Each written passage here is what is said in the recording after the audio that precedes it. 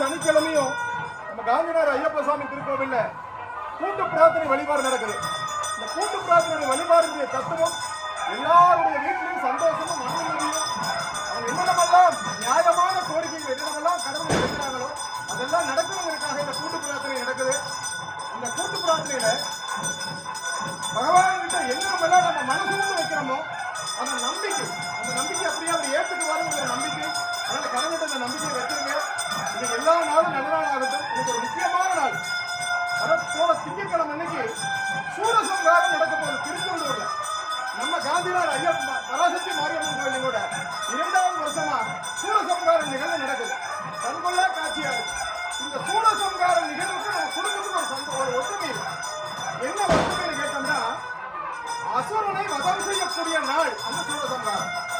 அசுரன் எங்க அந்த காலத்துல பத்மாசுரன் இந்த மாதிரி ஒரு பெரிய அசுரன் இருந்தா அந்த அசுரனை முருகப்பெருமான் சிவபெருமானுடைய அம்சமான வேலை வாங்கி சக்தியினுடைய வேலை அந்த முழு சக்தி பாகத்தையும் அந்த சக்தி வேலை செலுத்தி சிவனும் சக்தியும் உண்டான வேல் சிவனும் சக்தி உண்டான வேல் வச்சு கும்பிடக்கூடிய வழிபாடு என்னன்னா வேல் வழிபாடுன்னு சொல்லுவாங்க.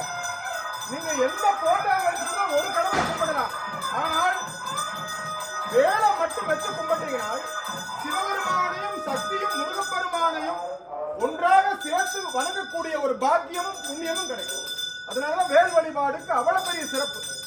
சிங்கார வேலர் நாளைக்கு அதாவது சிக்கல் சிங்கார மூர்த்தி கிட்ட சிங்கார கோவில்ல சிக்கல் சிங்கார வேலர் அந்த கோவில்ல சக்தி கிட்ட இருந்து வேல் வாங்குவார். அந்த உற்சவ மூர்த்தியுடைய மேனி ஃபுல்லா நிறைய முத்தா வருமா. உண்மையாக இன்னைக்கு இந்த கலியுகத்திலையும் கூட அப்படி கடவுள் இருக்கிறார்னு சாட்சிக்கு அதுவும் ஒரு மிகப்பெரிய சாட்சி.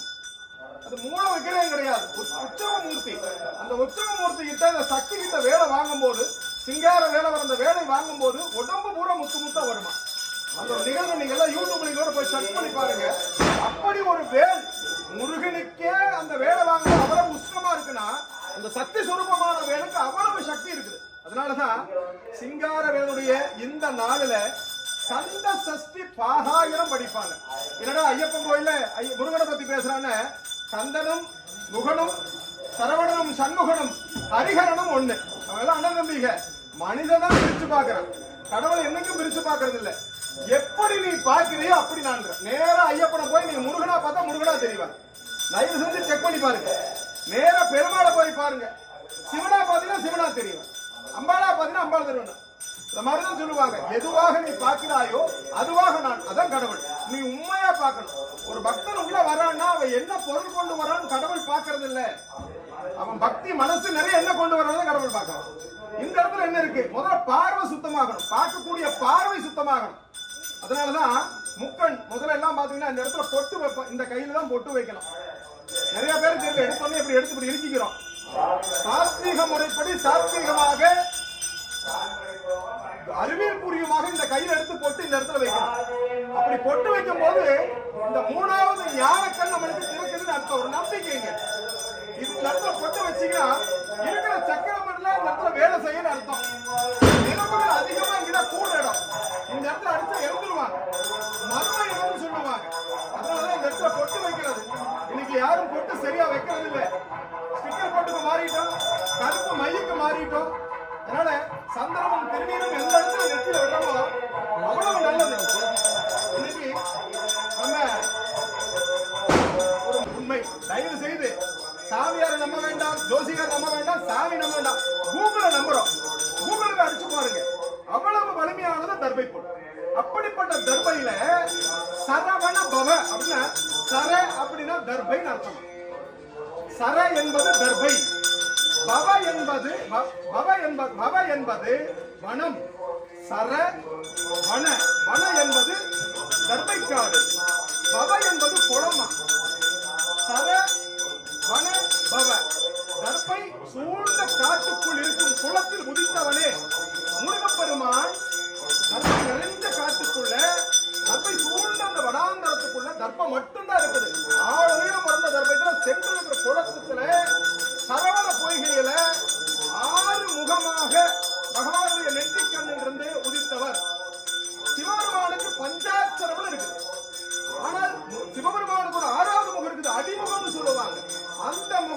சிவனுடைய பார்வையால் பிறந்தவனே. அதனாலதான் சிவனுக்கு மேல எந்த கடவுளும் கிடையாது. அப்பனுக்கே பாடம் சொன்னவன் சுப்பையன்கிறதுனாலதான் முருகப்பெருமான அப்பனுக்கும் அப்பாய் அப்பாரான்னு சொல்லிட்டு எத்தனையோ திருவாசகம் எத்தனையோ பாடல்கள் பாடி இருக்கிறாங்க. அதை நம்ம என்ன பண்றோம்? டிவிக்கும் நடிகர்களுக்கும் எதற்கோ முக்கியத்துவம் கொடுத்துட்டு நம்ம வணங்கக்கூடிய நம்ம பிரச்சனைகள் எல்லாம் எங்க சொன்னா தீருமோ அந்த கடவுளை விட்டுறோம்.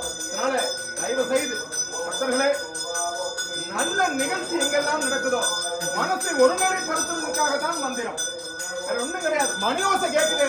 இந்த மணி ஓசை எதுக்கு அடிக்கிறாங்க தெரியுங்களா? உங்க கவனம் ஊராங்க, இந்த மைண்ட் ரிலாக்ஸ் அது இழுத்துக்கும்.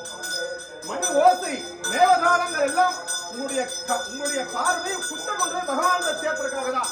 கடவுள் கடந்து உள்ளே சென்றால் கடவுளை காணலாம். மாயை திரை விலகி சர்வலங்கார பிரியனாக இருக்கிற தர்மசாஸ்தா எல்லோருடைய வாழ்விலும் வளமும் நலமும் தர இறைவனை பிரார்த்தனை செய்து கொள்வோம். இந்த நாள் இனிய நாள் ஆகட்டும். யுஎஸ்ஏல ஒரு அம்மா, அவங்களுக்கு உடம்பு சரியில்லை, திறக்க வேண்டாம் சொல்லிருங்க. 2 நிமிஷம். யுஎஸ்ஏல ஒரு அம்மா அவங்களுக்கு வந்து அட்லாண்டால ஒருத்தருக்கு இடுப்பு வலி ரொம்ப வருஷமா இருக்கு, ரொம்ப படாத பாடுபட்டாங்க, அவ்வளவு கஷ்டத்தில் இருக்கிறாங்க.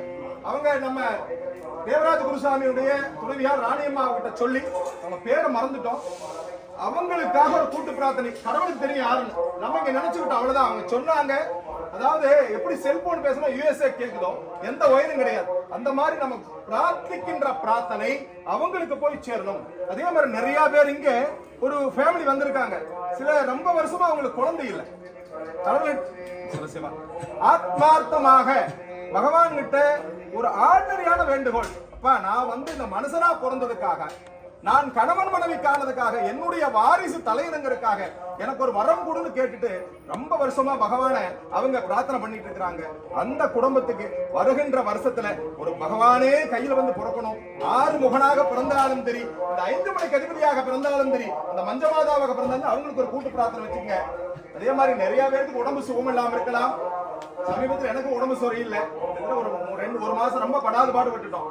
என்ன பண்ணினாலும் கர்மா வந்து வேல்யூங்க, கர்மா வந்து கழியாது. என்னதான் கடவுள்கிட்ட போய் வேலை செஞ்சாலும் கூட நாம் செய்த தவறுகளுக்கு கண்டிப்பாக அந்த தவறுக்குண்டான பிராச்சியத்தை தேடிட்டு போயே ஆகணும். சரவணத்திலாம் பேசுறான், நல்ல பையன், அதனால அவன் செஞ்ச தப்பெல்லாம் ஒரு 50 கழிச்சு கடவுள் சொல்ல மாட்டார். நான் என்ன தப்பு செய்யணும் முதல்ல எனக்கு தான் முதல் மார்க் போடுவார், ஏன்னா நான் தான் உங்ககிட்ட பேசுறேன். அதனால சொல்கின்றவர்கள் செய்கின்றது கடினம் இருந்தாலும் உங்களோட சேர்ந்து உங்களோட 10ஓட 11 நானும் இருந்து எங்களுக்கு கிடைச்ச இந்த மாதிரி சின்ன சின்ன விஷயங்கள் எல்லாம் இந்த ஒவ்வொரு சனிக்கிழமை உங்ககிட்ட சொல்றோம். நீங்களும் அதை வாங்கிட்டு போய் வீட்டுல சுத்தமான தீபம் ஏற்றி விளக்கு ஏற்றி முருகனையும் எல்லா கடவுளையும் வழிபாடு செய்யுங்க.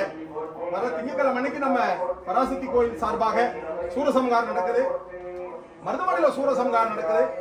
அதாவது உண்மையான சூரசம்ஹாரம் நடந்த திருச்செந்தூர் கடற்கரையில செந்திலாண்டவனுடைய சன்னதியில அந்த பத்மாசுரனுடைய அந்த அசுரரை இந்த சக்தி வேலை வாங்கி வதம் செய்யக்கூடிய நிகழ்வு வரைக்கூட திங்கக்காலம் நடக்குது. அசுரன் எங்கேயுமே கிடையாது. அந்த காலத்துல முருகர்கிட்ட இருக்கும்போது ஒரு அசுரன் இருந்தான். ஆனா இன்னைக்கு எத்தனையோ ஆயிரக்கணக்கான அசுரன், கோடிக்கணக்கான அசுரர்கள் இருக்கிறாங்க, நம்மளுடைய எண்ணத்திலையும் பார்வையில் இருக்கிறாங்க. அப்படிப்பட்ட அசுரனை எல்லாம் இந்த வேல் அந்த அக்னி பர்வதமாக இருக்கின்ற தர்மசாஸ்திராவும் சுத்தம் சம்ஹாரம் செய்து வாழ்வில் வளமும் நலமும் கொடுக்கணும் பகவானை வேண்டிக்குவோம். இன்னைக்கு அன்னதானம் ஒவ்வொரு வாரமும் அன்னதானம் நடக்குது. எங்க சாப்பாடு எங்களுக்கு இல்லையா? அது எப்படி அன்னதானம் போடுறீங்கன்னு மனதார பகவானை பார்த்துட்டு வயிறார சாப்பிட்டு போகணும். ஏன்னா அந்த உணவு தான் கடவுள். இந்த கோவில்ல கொடுக்கிற உணவு கடவுள். இந்த இடத்துல ஜாதி மதம் வேறுபாடு கிடையாது, பணக்காரன் ஏழனை கிடையாது.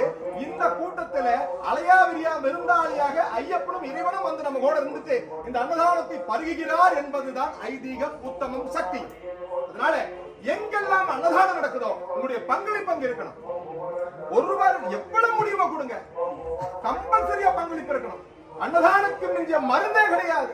அதனால சுக்குக்கு மிஞ்சிய மருந்தும் இல்லை, சுப்பிரமணியனுக்கு மிஞ்சிய கடவுளும் இல்லைங்கிற மாதிரி கருணாகரமூர்த்தி நம்முடைய வாழ்வில் வளமும் நலம் தரணும், கைகால் சுகமா இருக்கணும், கணவன் மனைவிக்குள்ள அந்யோன்யம் இருக்கணும், குழந்தைக்கு நல்லா இருக்கணும், நோய் நொடி இருக்கக்கூடாது. முதல்ல அதுதாங்க. கோடி கணக்கில் பணம் இருக்கும், உடம்பு பூரா வியாதியா இருக்கும். ஐயா எனக்கு இந்த பணமே வேண்டாம், தயவு செஞ்சு இந்த கைகால்களுக்கு நல்லா. எத்தனை பேர் கேட்டுக்கிறாங்க.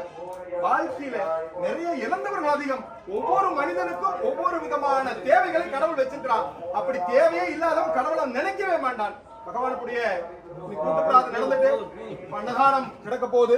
பகவானுடைய திரு ஆலயம் எல்லோருக்கும் வளமும் நலமும் நடக்கும் வேண்டிக்கிறோம். அதே மாதிரி இன்னைக்கு 2 நாள் இருக்கு.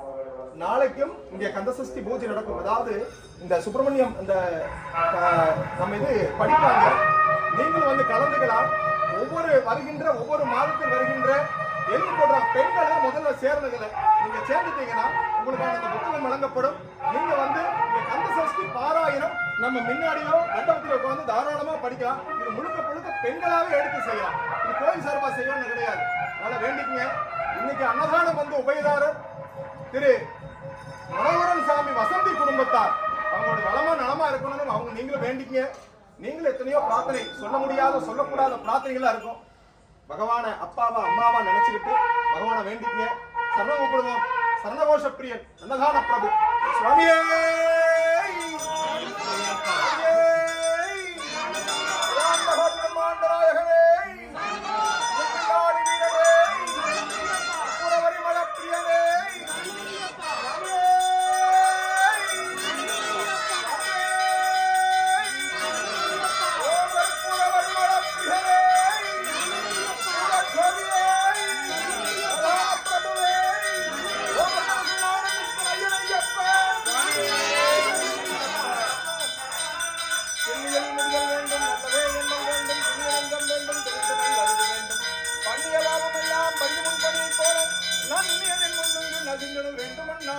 அப்பா நான் வேண்டுதல் கேட்டல் முடிதல் வேண்டும்.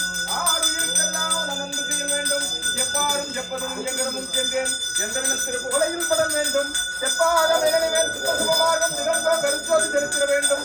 தப்பேதும் நான் செய்யும் கொடுத்தல் வேண்டும். தருவான பியாதவன் வேண்டுமனே சுவாமியே